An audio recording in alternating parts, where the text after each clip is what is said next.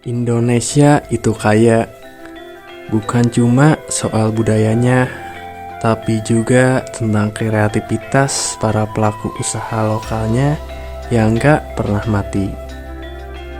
Di setiap sudut kota, UMKM selalu punya cara unik untuk menjadi jantung pertahanan ekonomi kita, sekaligus menjadi solusi buat masyarakat sekitar.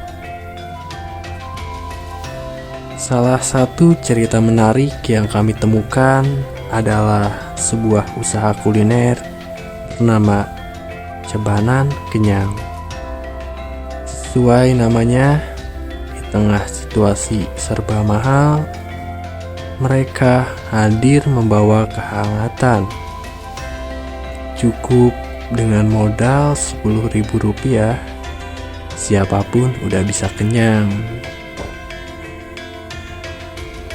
Tapi di balik harganya yang ramah kantong, gimana sih cara mereka bertahan dan tetap untung? Disinilah pentingnya strategi bisnis yang tepat. Kebetulan temen aku sempat nanyain sih hal dasar tapi krusial banget. Sebenarnya apa sih strategi STP yang dipakai di tempat yang udah kita datengin ini? Pik, maaf, sehat nih? Sehat? Pilih sehat. Jadi gini ya, menurut kalian nih, kenapa ya ada UMKM yang laris manis tetapi produknya biasa aja? Oh, itu mah karena si penjualnya tuh tahu mau dijual ke siapa, weh. Iya, makanya ada yang namanya itu STP. Oh, STP itu apa aja? STP itu jadi segmenting, targeting, sama positioning. Jadi simpelnya kayak kita tahu siapa pembelinya, terus mau difokusin ke siapa, sama usaha kita tuh mau dikenal sebagai apa gitu. Oh gitu, emang sangat penting ya?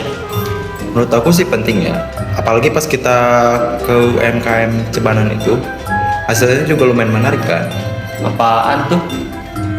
Jadi menariknya tuh kayak mereka menyasar pelajar sama mahasiswa, karena kan pelajar sama mahasiswa itu emang mencari makanan yang murah, enak, sama pastinya mengenyangkan kan. Nah, Makanya target utama yang kita saranin itu dari si pelajar sama mahasiswa biar bisa lebih fokus gitu. Oh gitu. Terus kalau positioningnya kayak gimana? di positioningnya tuh dikenal sebagai makanan ekonomi harian. Jadi kalau misal tiba-tiba mereka lapar atau kayak gimana, pasti mikirnya, oh di sana ada makanan yang enak, murah sama kenyang gitu. Jadi intinya itu walau jualan jangan asal jualan. UMKM juga harus tahu konsumennya gimana dan gimana caranya si UMKM kita itu terkenal di mata konsumen. Oh, jadi STP itu sangat penting ya bagi untuk pengusaha. Penting banget ya tahu. Nah, itu tadi penjelasan dasar mengenai konsep STP. Tapi kita nggak cuma sekedar menganalisis lewat teori aja nih. Biar makin valid, kemarin kita udah sempat nyebar kuesioner ke para konsumen. Sekarang kita bakal langsung nemuin pemilik Cebanan Kenyang buat menunjukkan hasil data kuesioner tadi. Kira-kira gimana ya tanggapan si bapak? Yuk kita lihat di hasil kuesioner tersebut. Untuk poin yang pertama, target pasar utama adalah pelajar dan mahasiswa. Sebanyak 83,3% responden berasal dari kalangan pelajar dan mahasiswa.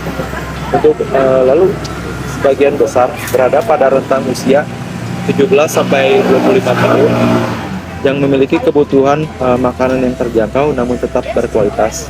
Lalu untuk poin yang kedua itu harga 10.000 ini sangat sesuai dengan kebutuhan pasar yang ada ya Pak.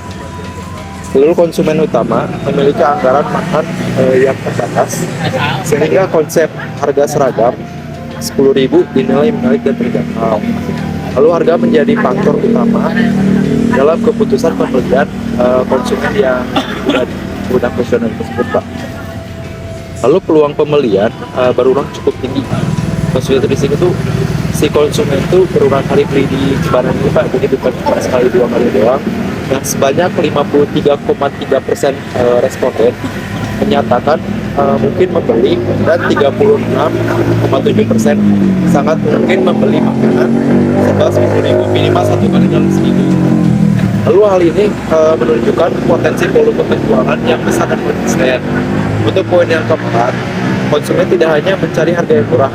Nah, selain harga yang murah tersebut, faktor yang paling diperhatikan konsumen itu adalah rasa yang enak, porsi yang mengenyangkan, dan variasi menu yang banyak, Pak.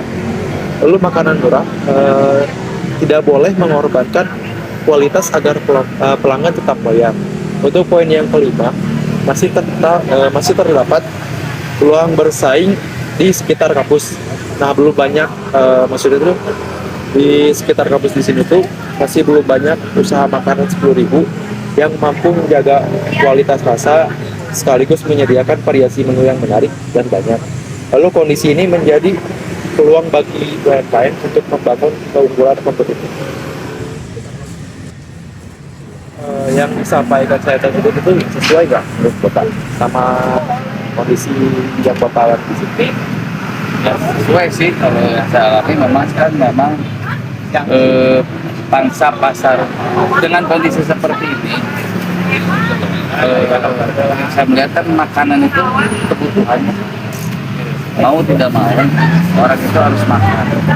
Nah, tapi itu segmennya itu ada 3, atas, menengah, dan bawah. Nah, sekarang menengah itu udah dihilangin, atas dan bawah. Nah, kita menjual atas, kita nggak kena yang bawah. Tapi kalau kita seperti itu, kita menjual bawah, tapi yang atas juga bisa ikut masuk di bawah. Itu makanya saya berposisi di sini. Ya apa ya, kita menjual makanan murah, kita meningkatkan para UMKM, kita membantu para UMKM juga. Tapi kita juga nggak murahan. Ini di sini nggak murahan itu nggak mentang-mentang ngejual 10.000 tapi sekarang ada beres 10.000, nggak juga gitu. Kita tetap mengutamakan kualitas pasar. Ya memang ada beberapa mungkin ada harinya si supplier itu miss. Misalnya kayak nasinya agak kurang matang, mungkin karena waktu keburu-buru atau apa. Tapi kita terus perbaiki itu gitu. Dan kalau ada yang seperti itu kita tarik gitu. Kita nggak jual itu. Kalau sudah ada yang terlanjur kebeli gitu. Terus ada yang komplain, kita ganti gitu, dengan makanan yang lain gitu. Itu bentuk tanggung jawab kami di sini gitu. Jadi saya ngejual 10.000 itu tidak hanya mentangkan 10.000, ya sudah, namanya juga gitu.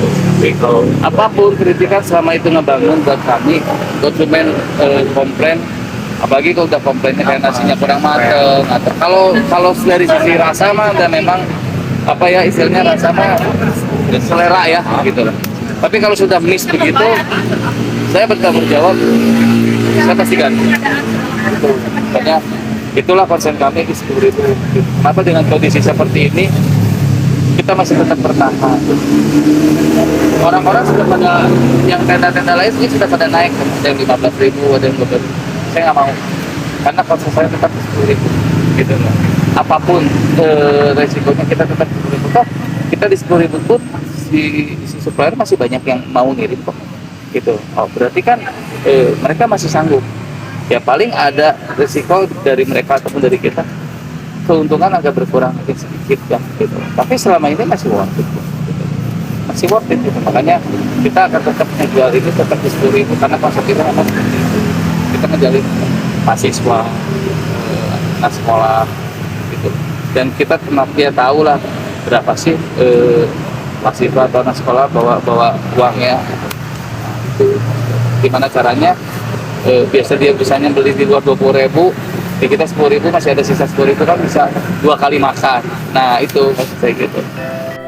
Wah, seneng banget rasanya pas denger si bapak tadi bilang kalau hasil analisis riset kita ternyata udah sesuai banget sama strategi asli dari Cebanan Kenyang.